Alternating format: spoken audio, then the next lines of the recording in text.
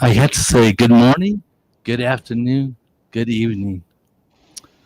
Wow, Jack, Frank, can you imagine how amazing we're talking to the world?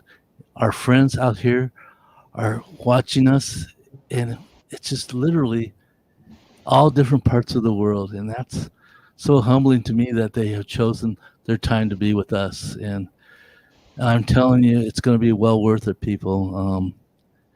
Jack Weaver is our author of the hour, and I'm telling you, what a story. And he has a wonderful book called Going, the Abduction of a Mind.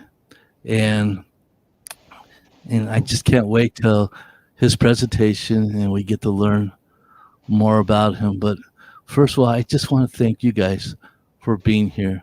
And I want to welcome you to the Festival of Storytellers. My name is Rick Vasquez. Excuse me. And I'm the author of All Kids Go to Heaven. It's a psychological thriller with a slice of horror in it, but it's based on um, things that I'm going through in my life and trying to resolve. Um, Basically, I am a Christian, and um, I depend on God to be in my life at all times. I wanted to pass off this saying, which is it came from my great grandfather, and it's passed down to each of us, different generations. And the saying is, show them your heart, and they will see your soul. Well, that's what I'm hoping for tonight, that you'll see Jack's soul, that Jack will share his heart, and you'll see exactly what Jack is about. And I'm already telling you that he's a really quite a person, quite a man, quite a servant of God. So, anyways, in saying this, I want to thank Reader's Magnet, the management and the staff. I'll tell you, for their support and for their organization. It's been a wonderful, wonderful experience being involved in this festival. A lot of hard work, but got to meet a lot of nice people like Jack and Frank, and we've been in workshops, and it's fun. We laugh, we actually help each other, we encourage each other. It's definitely a good thing. But I want to. What's so important about Reader Magnet is that they're just not a publishing company. In fact, the Festival of Storytellers, excuse me, is about writers. It's about storytellers. It's about us. And because of Reader's Magnet, we have the opportunity to share our stories around the world to you. And it just thrills me to think of all the things that are going to be going on. Hey, listen, before we get going, I do want to address the audience that what we need to do is we're going to ask you to mute your microphones, and when Jack is doing his presentation, so that we want your participation. We want you to send questions in on the chat part, and it's going to go to my producer, and then my producer is going to put it on my screen, and then we are going to have a time period where I can ask Jack some of your guys' questions, and I'm looking forward to that very much. So just a reminder, this festival starts today, May 23rd, and it goes to the 25th, and then we come back next week, April 30th to May 2nd. And wow. But you must understand, there's 150 booths. That's what I have. I have a booth, even though I'm a commentator right now. But we have booths, and we have decorated them and put all our stuff in there, and also ways to get a hold of us. Like for my case, I have a website. It's just rickvasqueztheauthor.com.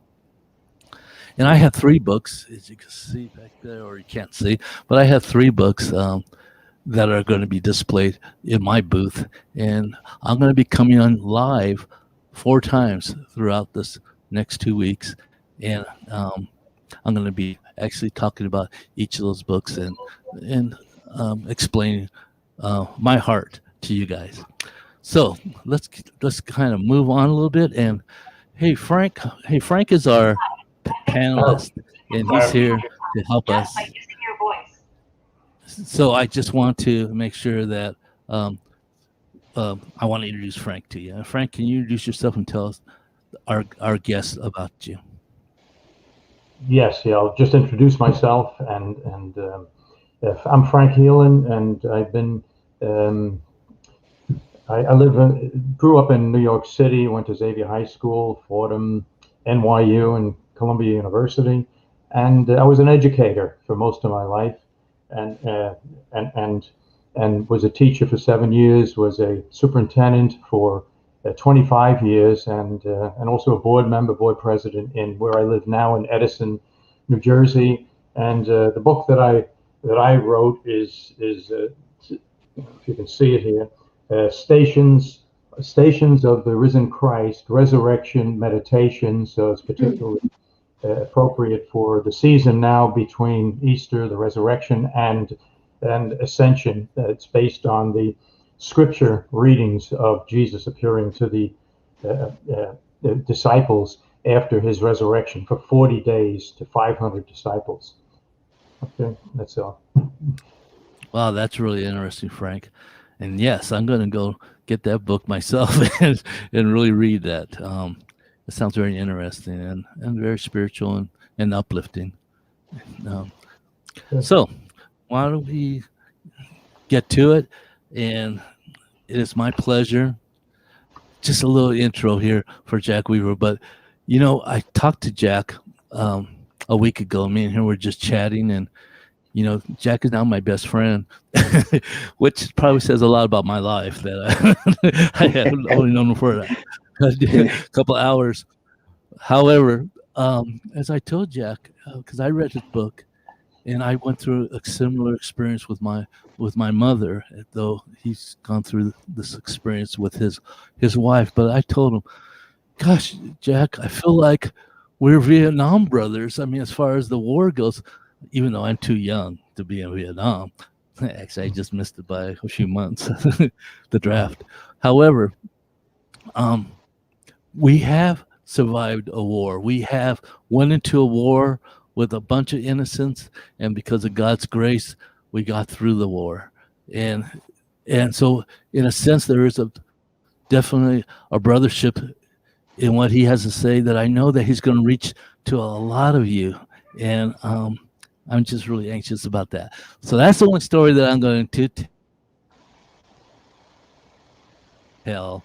But it's a real honor for me to introduce Jack Weaver. Hello, I am Jack Weaver, and I've written the book Going, the Abduction of a Mind. And I'll hold that up there for you to see. I'm a retired chiropractor. I was in practice for 43 years. Father of 5 children, and the husband of a wife that had Alzheimer's for 51 years. Got 8 grandchildren, and several hobbies that I've dabbled in over the years: photography, fly tying, leather work, writing, that sort of thing.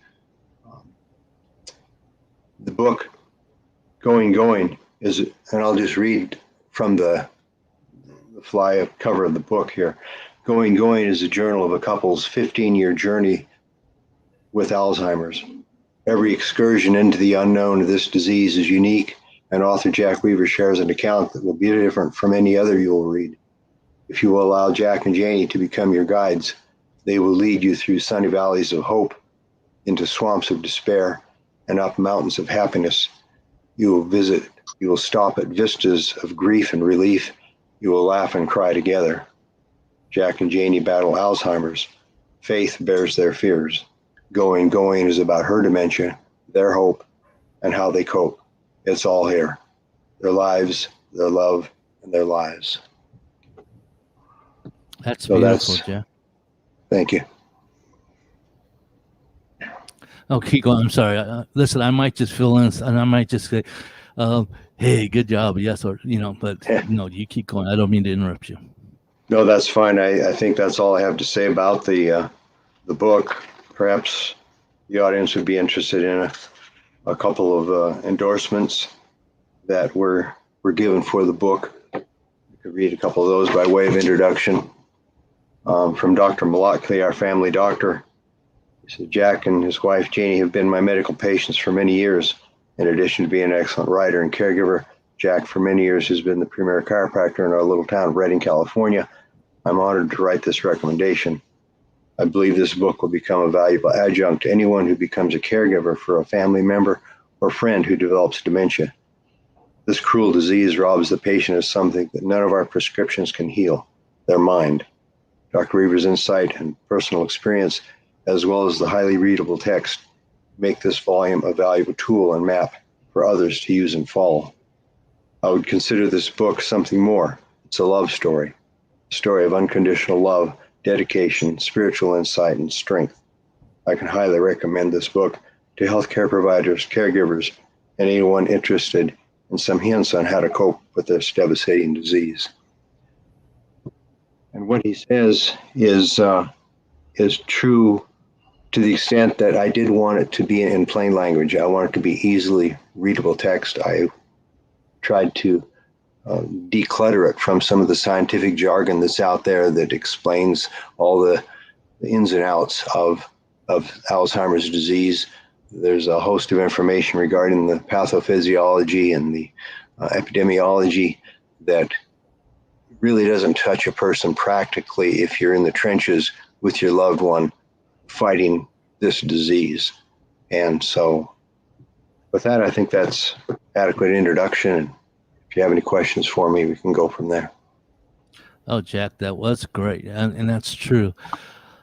What you said as far as, being in the trenches, you're absolutely right. It's kind of one of the frustrating things when they do give you the scientific jargon and then you realize, wait a second, what about coping just with bathing or coping with other basic needs? And so you're absolutely right. We need the jargon from the trenches. But hey, Jack, can I bring you back to there's such many beautiful parts of your book, but one of the most precious part to me is your actual relationship with Janie even before you guys met, when you were back at 15, 16 years old mowing lawns. Let me explain to the audience that, wow, you talk about a true God-ridden love story. Jack tells it, and this is before we get to all the other part, but Jack, can you tell us about yours and Janie's, how you met and stuff? Well, we basically met as juniors in high school. I'd been mowing her mother's lawn across the street, and she was living out of town in another location at that point.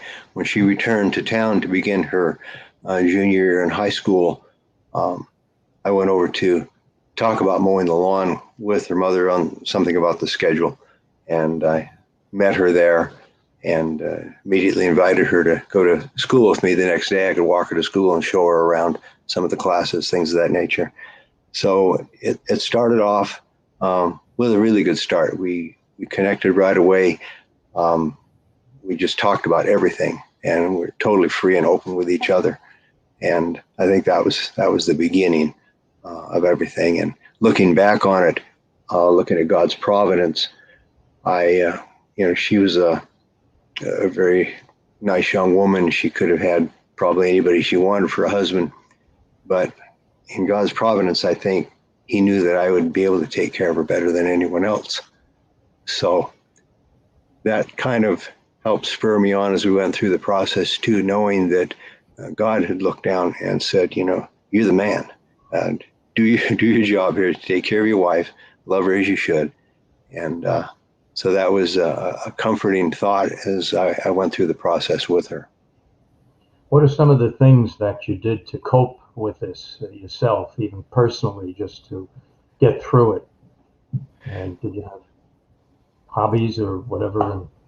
I did have some hobbies. As I mentioned earlier, I had several hobbies, and but I found that as her disease advanced, my foray out into my hobbies was restricted. And I no longer went on day-long photo shoots along the river during the springtime or in the fall when we had the color. I condensed that down to a backyard macro shoot, taking pictures of bugs and flower blossoms so I could be close at home.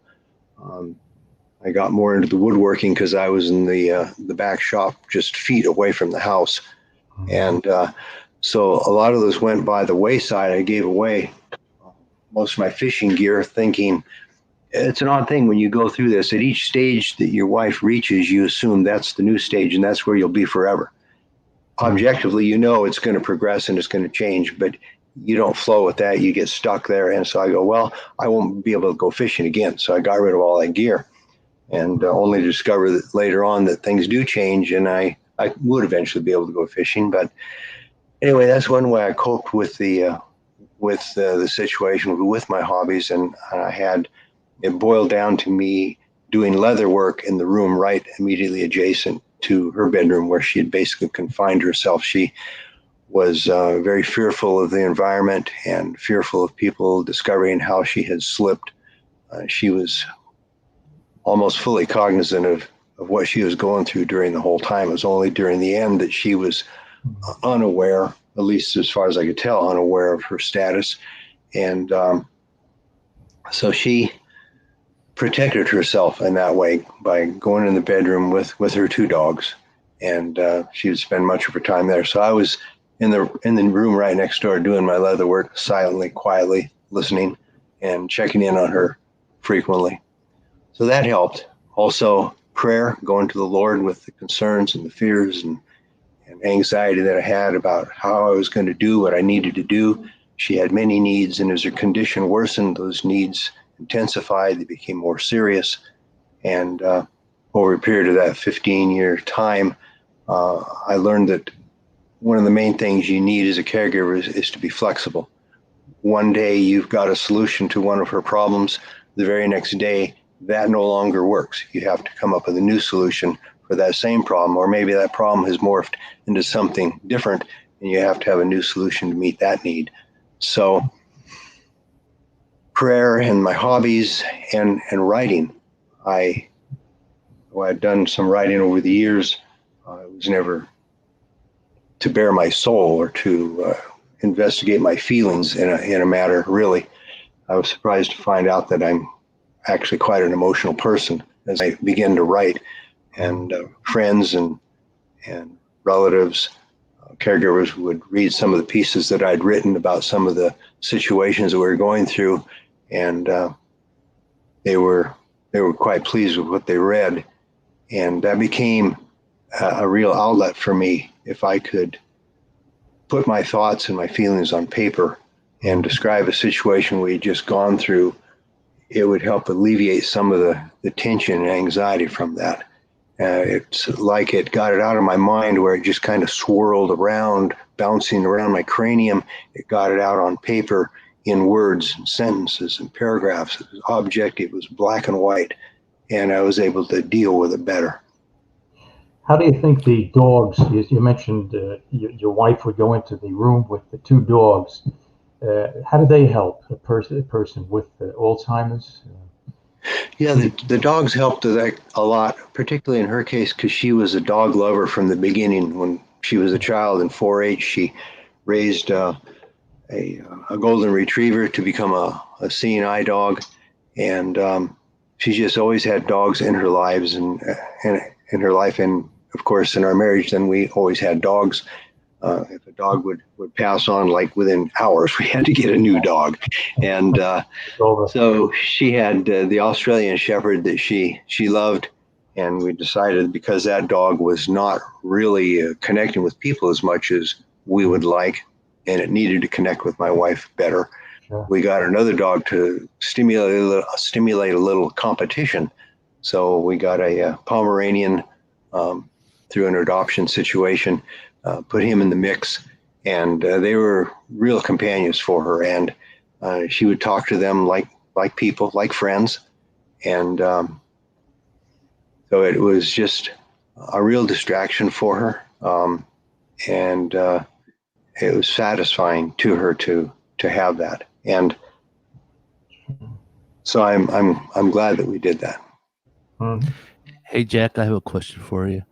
Sure. Jack, when the doctor diagnosed Janie with Alzheimer and you were there, Jack, what was your reaction? And what also, I read, but I know what Janie's was, but what was your reaction to the diagnosis when it actually happened? My reaction, I guess, initially was I was just numb.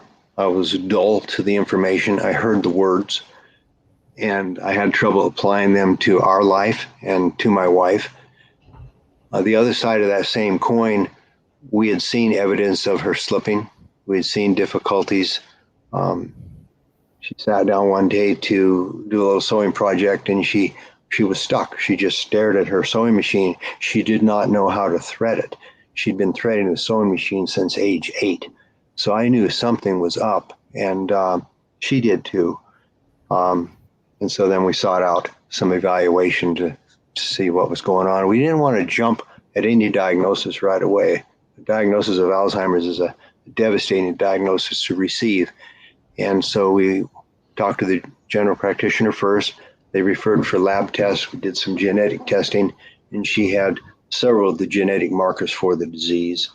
And when you've got that, it's my understanding you don't dodge the bullet. You get the disease. She was only in her mid-50s. They classified it as early onset Alzheimer's, or sporadic Alzheimer's is another term for it.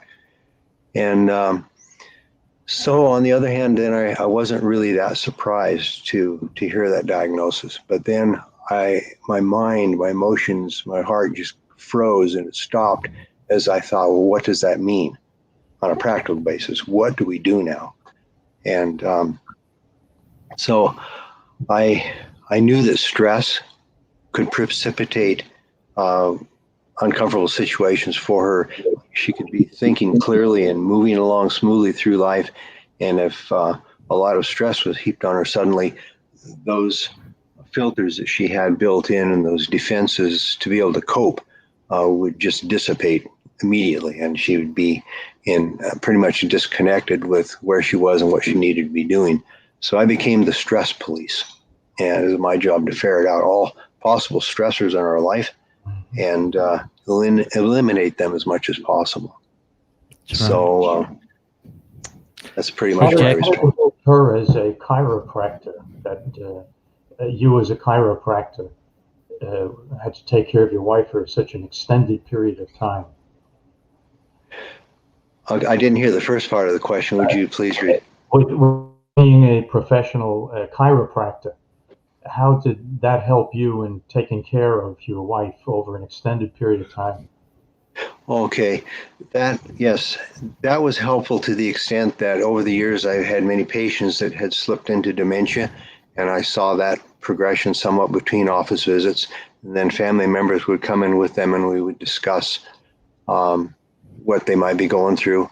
Family members would come in and tell me about their loved one in another state, for example, and share how things were going with them. And so I was not unfamiliar with some of the nuances of the disease, its mode of onset and its progression. And so having some prior familiarity with it, even though it was at arm's length, was helpful to me. It wasn't a total shock.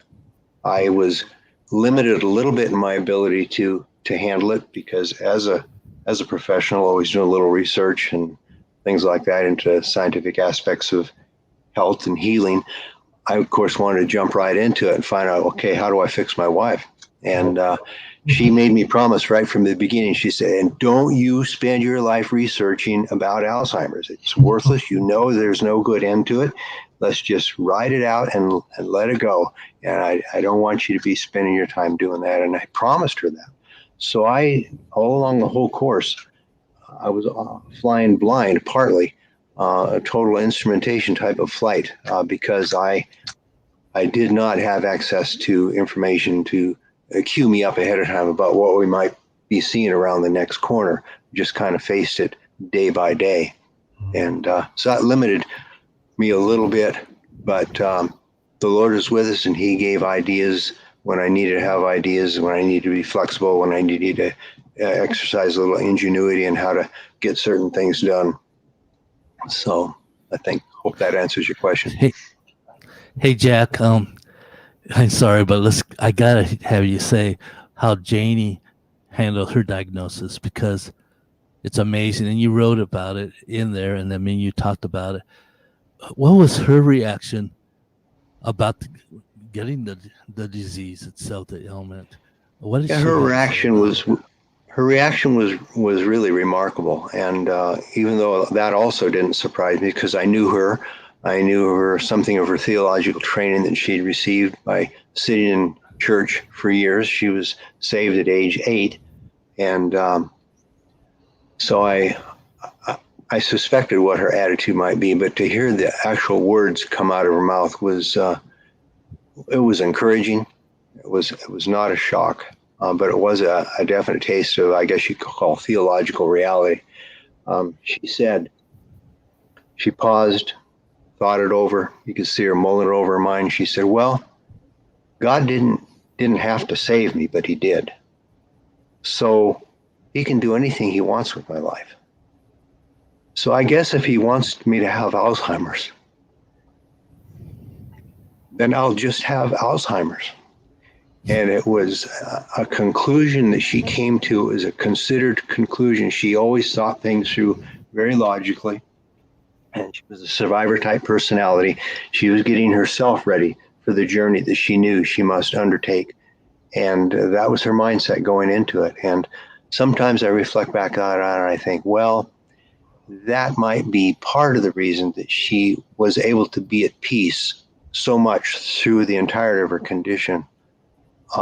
Because I feel like, to an extent, God gave her that peace that passes understanding, as it says in Philippians, because of her submission to His will, to His sovereignty. And she went into it totally peaceful. That's not to say she didn't have her moments of frustration. She would have that too, because, like I said, she was cognizant of what's going on. She saw herself going away. That was frustrating to her. She used to say, "I've lived my entire life by my wits, and now I have no wits. How do I cope? How do I move along from here?" So it was a mystery to her how she would get from one point of the day to the other. And I think all along she was trusting the Lord too. Oh, that's wonderful. Oh, go ahead, Frank. Excuse me. How did your children? You had 5 children. So could you tell us some of the responses that they had when they found out how they could help your wife and their mother when this happened to her and she got this fateful diagnosis of Alzheimer's? Sure. The initial response was equal throughout the board, considering all personality types and the different ways that the kids cope and the way they developed and the type of people each person was. They all had the same response initially, and they were devastated. In many ways, their mother had been everything to them, in different ways, of course, as she met their needs and interfaced with who they were. And they all had tremendous love and respect for her. And so it was a mixed bag. Beyond that initial feeling of just being devastated, they each had a different coping style. And one person would sort of like take a while to work up his nerve to come by for a visit, because he just couldn't bear. We never talked about it to detail, so I don't want to put words in his mouth, but I suspect, knowing him, that it was a situation where he couldn't bear seeing his mother in that condition, especially as she progressed. I encouraged him to come more frequently so that the progression wouldn't be so obvious and the change so sharp, sudden, and shocking. But he did what he could. He came when he could, and he would spend quality time with her. And he was always glad that he came, but it was difficult to come back. I have a daughter who just jumped right in with both feet and said, "What can I do to help?"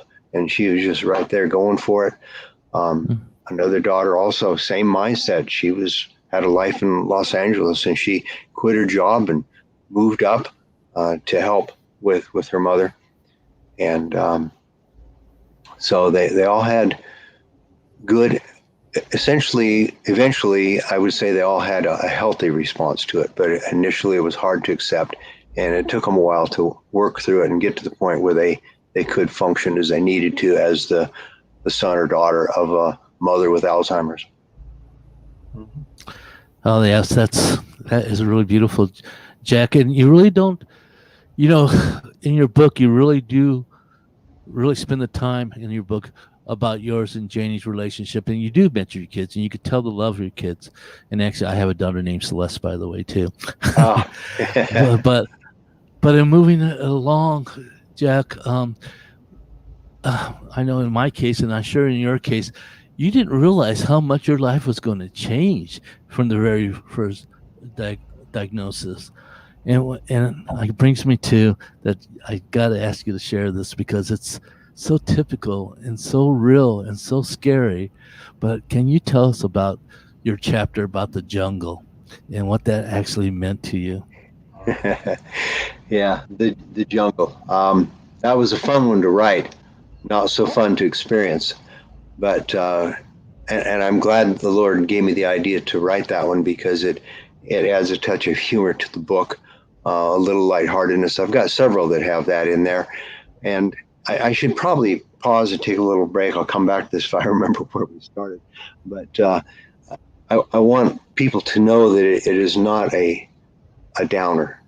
This is about a terrifying subject, but it's not written in a morose way. It's pretty much just laying out the facts, and I create an environment where people can come and sort of get a bird's eye view of our life. They can look in on our life and see what we're doing and how we're doing it and why we're doing it that way. And some instruction can emanate from that type of observation.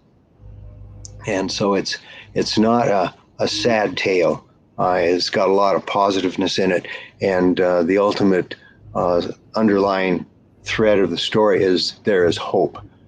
Even though it's a hopeless disease, there is hope because we hope in the God of hope, who never disappoints and he never violates his character, and he always follows through with his promises, and he is always there. He never leaves us or forsakes us, and he gives us the wisdom, the strength, and the desire to push on even when things get difficult. So I knew I would lose track of where you started me. What was your initial question? My initial question, I just wanted some description about the jungle, about going into Janie's territory outside of what your territory is. And, come on, us guys have our roles. And unfortunately, they're different than the wives. And not saying that the wives are any more important. And as you found out, how really special Janie was and all the things that she could really do. And that you just not took for granted, but you just kind of thought that was just because she's special. But when you have to do it and you have to take care of that kind of situation, it's a lot different. It's a scary situation.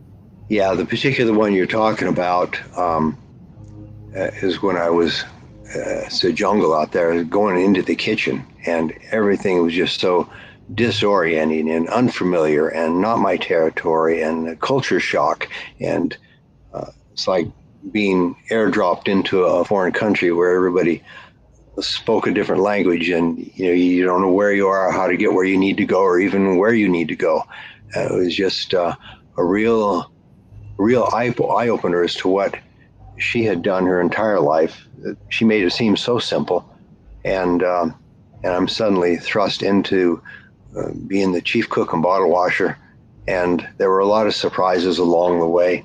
And so the jungle is an attempt to kind of put that in perspective for people so they can see, at least from a comical view, how that might affect a guy who's used to just mowing the lawn, chopping wood, and going down to the office, that type of thing.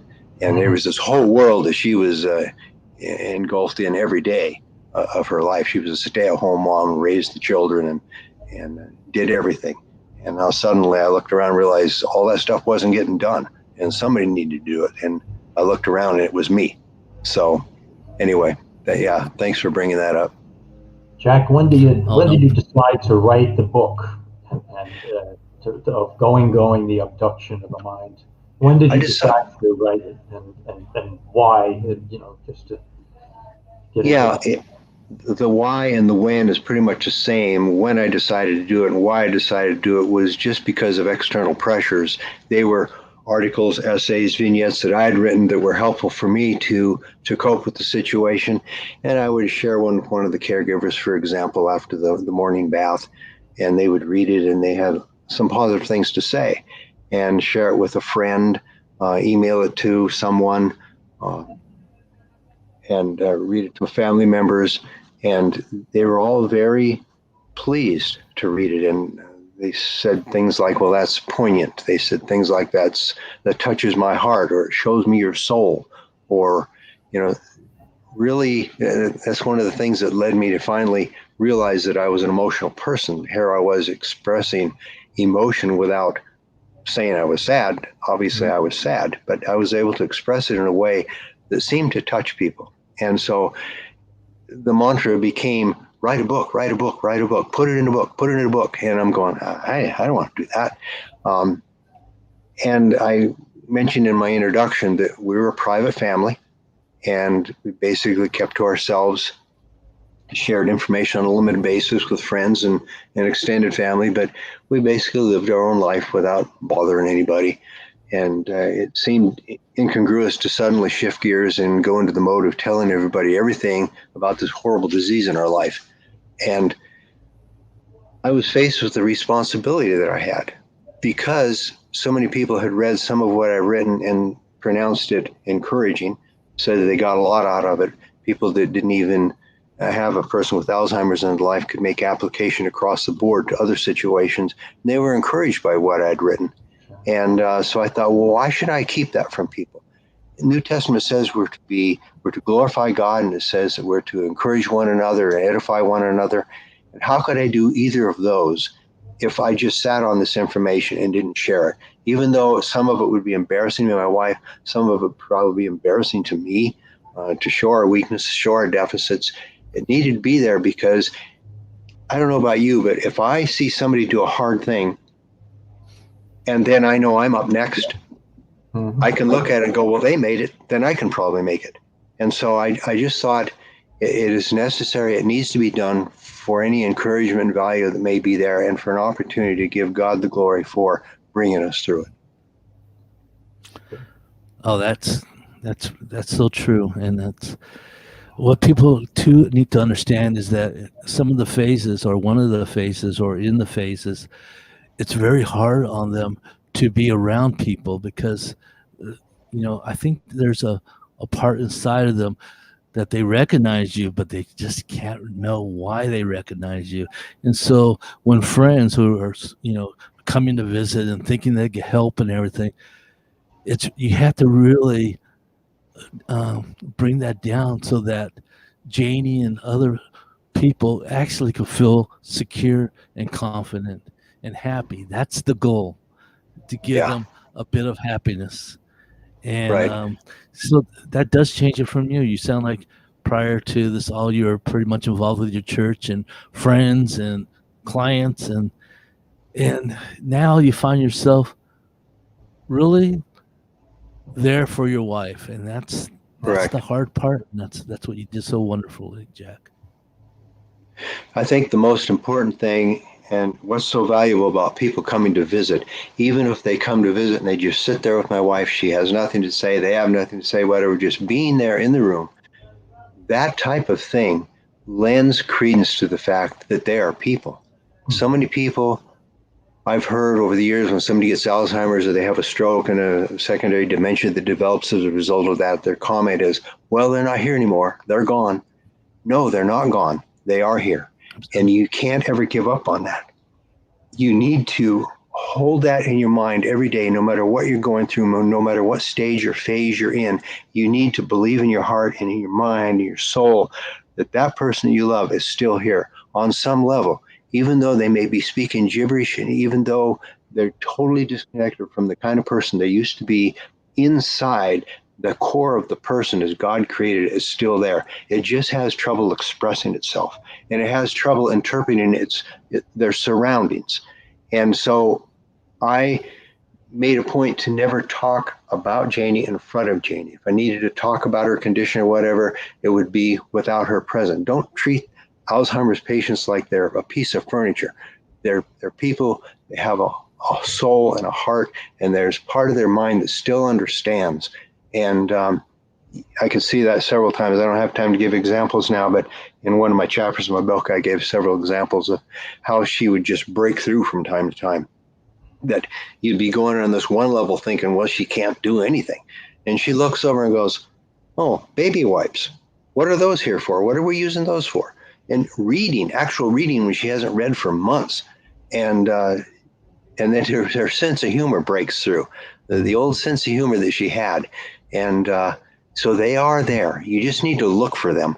They're buried deep sometimes, but you need to recognize they're there so they can be treated as a person, as an individual created in the image of God who deserves the respect that anyone else gets. Wow, Jack, that is so true. Very, very, very good. Terrific. Hey, Jack. Oh, I'm sorry, Frank, did I step on you? No, go ahead, Rick. Hey, Frank. Jack, excuse me. Okay.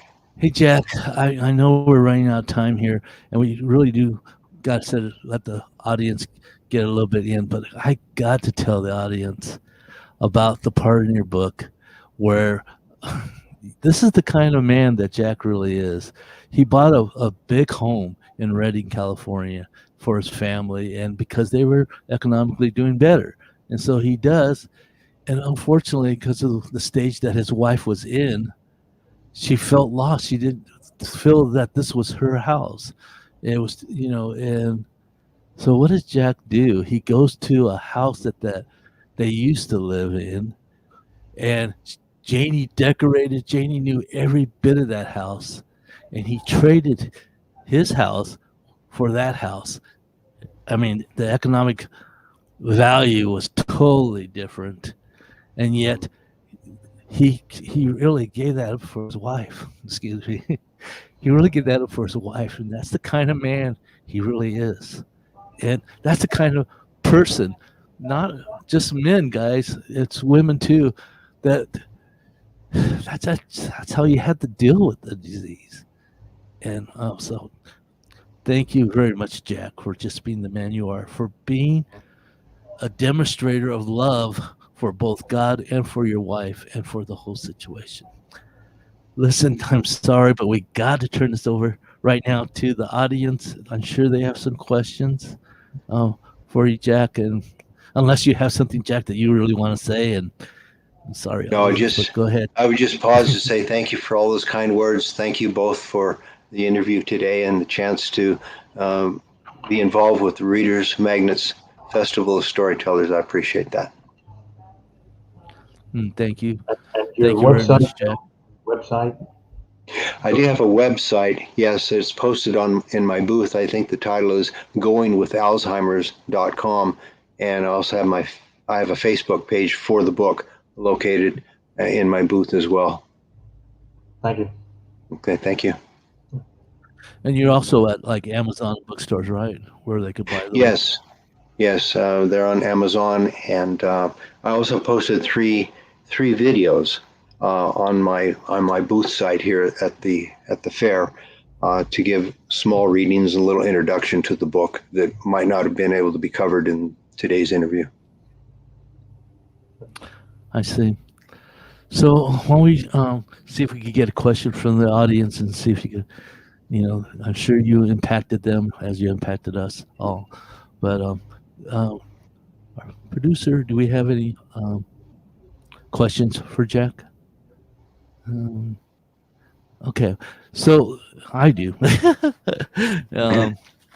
Jack, I don't think that, the system the way we are, and I think people are absorbing a lot to what they're hearing, and I think that it's good. But I got some questions here. Do you believe the book will be helpful to others dealing with Alzheimer?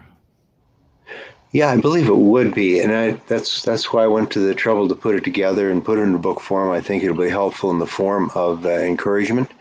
If people are going through or know of people that are going through similar circumstance, I think it'll be helpful in seeing some of the practical things that I did. For example, I've learned over time that Alzheimer's patients can be afraid of water, and they can many times have difficulty seeing the color white. So that made just about anything going on in the bathroom a difficult situation. And so we had to come up with ways to make that work. And I've got some flexible hose, put 3 sections together, attach it to the shower head, and we ended up coming out of the bathroom into another room adjacent to the bathroom and putting appropriate floor coverings on, and we ended up using a detachable shower head attached to the end of that hose, and we did what we called a standing bed bath. And that was necessary, and it just needed to be done. And the back of the bathroom door, it was handy to have supplies handy for us during the process. And so I built a rack, and I counted it when I was done. When I took it down later, I had more than 20 holes screwed into the back of the bathroom door. I don't know how I'm going to fix those, but it needed to be done. And when I did it, I thought, well, this is going to mess up a perfectly good door, but who cares? It doesn't matter. You do what you got to do. You got to be flexible. You got to meet the need with a solution. And there's nobody's going to come along and solve it for you. You just need to figure it out. So that's what we did there. And so I think the book would be helpful to people to look in on our lives and go, well, you don't have to be afraid to do crazy things.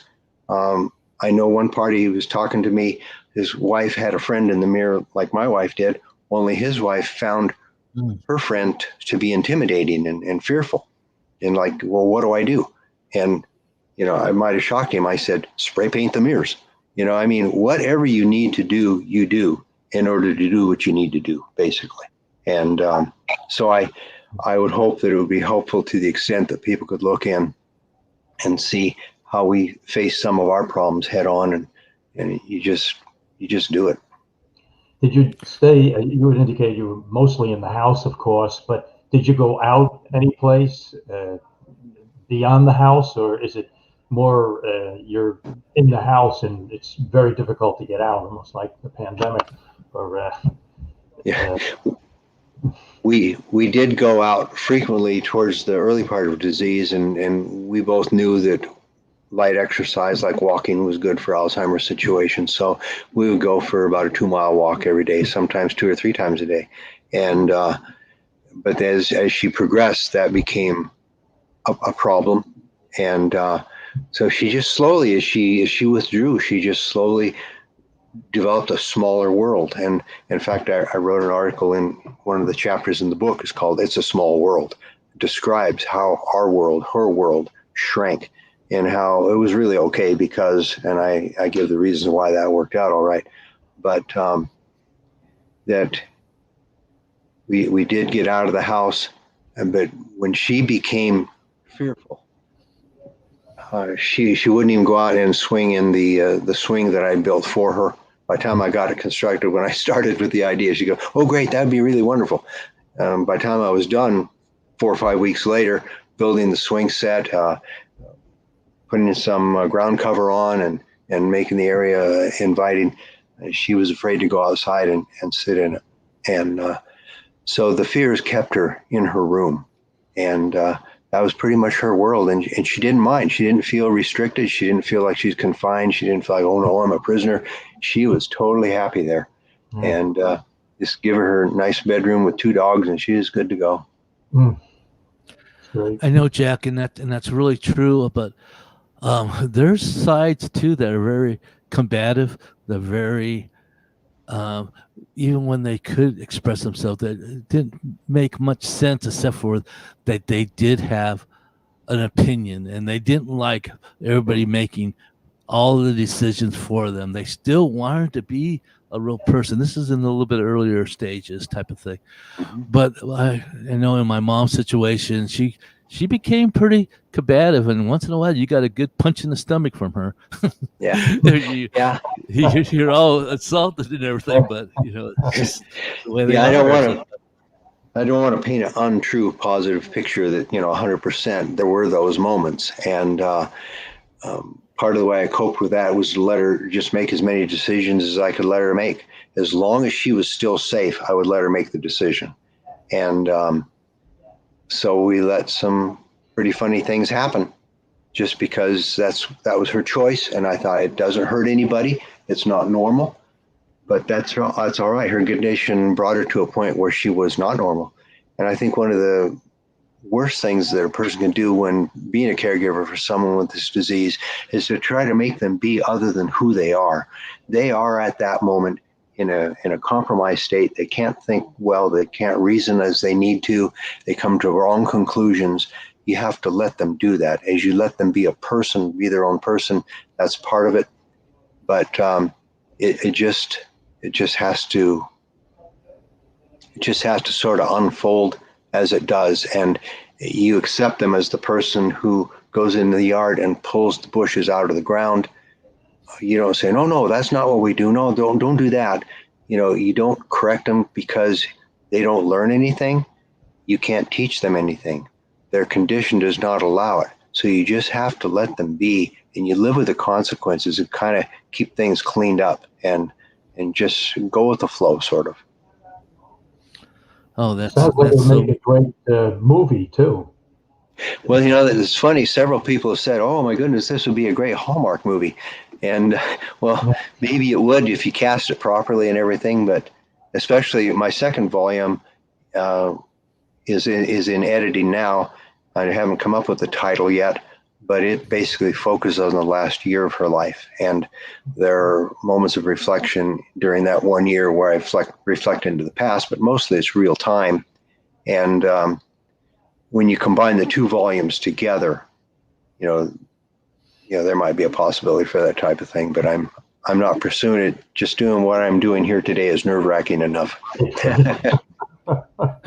Right. Hey, Jack, real fast because we're out of time. But Sure.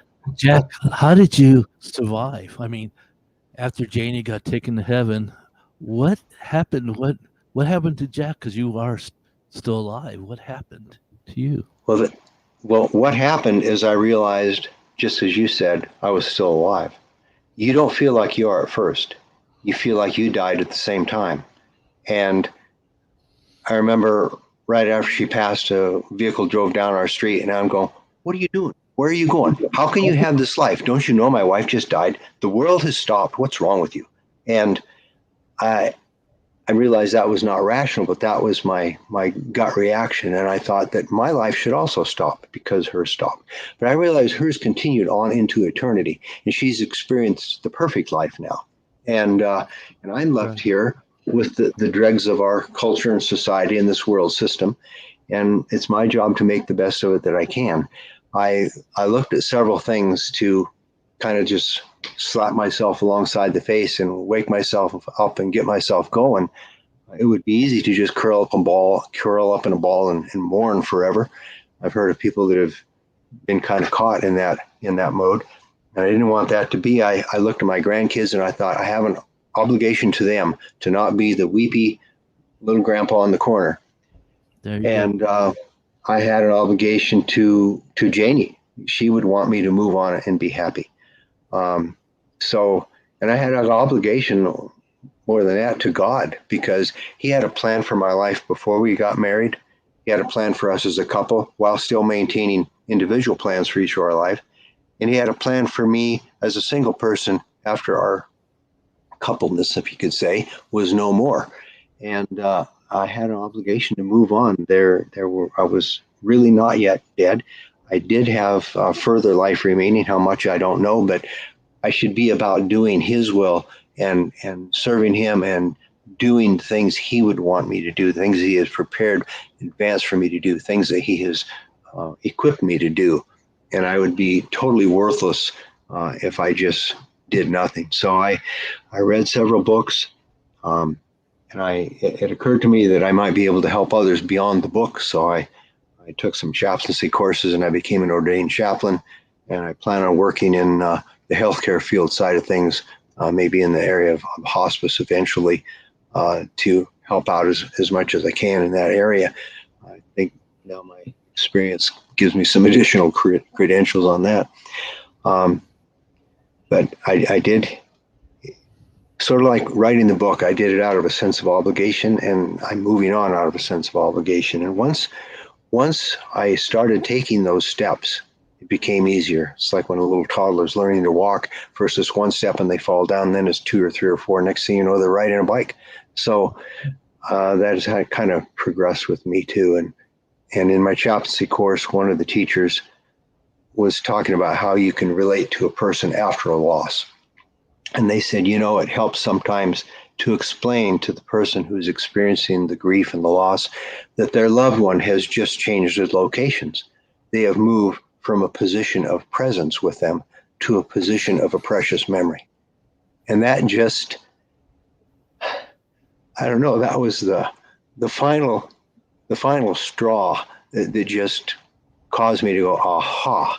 And I put then all those factors together that I mentioned to you, plus that additional comment that came on top of all that. It just kind of, it's like the final picture, the final piece of the puzzle that fit in, and then there I could see the entire picture, and then I was able to move on.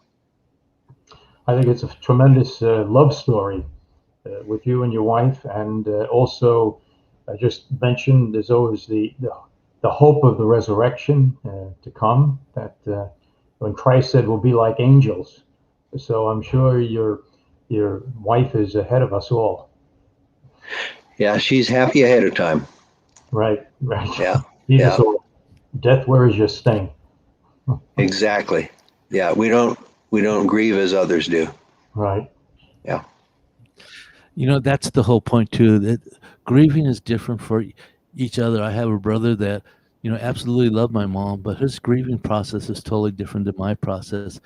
He wasn't able to sit with my mom in those empty time periods and just have conversation with her. But listen, Jack, I'm getting to a point where I definitely have to tell you how wonderful you are, and thank you for honoring us with your story. Kenneth, Frank, thank you for being with us and helping us. And we thank ReadersMagnet for giving us this opportunity. But those of you out in the audience, you know what? I know you've been blessed by this. I definitely have been, and Jack is absolutely right. We're not trying to cause fear. We're trying to cause understanding and being there and continue loving, and that's what the most important part is. And also, as Jack said, we're not here because we're professionals. We're here because we believe in what we're saying, what we're writing, and wanting to share with you out there if we could help in any ways. And Jack, your story just absolutely did. I'm telling you, people, audience, you need to get out there and get his book, because I tell you, I read it. It took me, I can't even say a day. It was like a night and a half of the morning to finish it, because I couldn't put that thing down. It was so good. And, to me, I didn't shed a lot of tears, even, but I'm telling you, it was very sensitive. But however, I just thank you, Jack, for writing it, for being bold enough to write it. And I just appreciate you and appreciate. Well, thank you. And thank God you for inviting you. me. And God bless you, to you and your new wife and your new family, and your enduring into Wyoming. And I would love to go someday there, and maybe we could do some fishing, even though I don't know how. You're welcome. You're welcome anytime. Thank you. And thank you, Frank, for helping Thank us. you. And I'm sure you're just as blessed as all the rest of us are for this. And I guess that's pretty much all we really have time for today. But I just thank you guys, and thanks ReaderMagnet, and thank you, audience. God bless. God bless you. Thank you.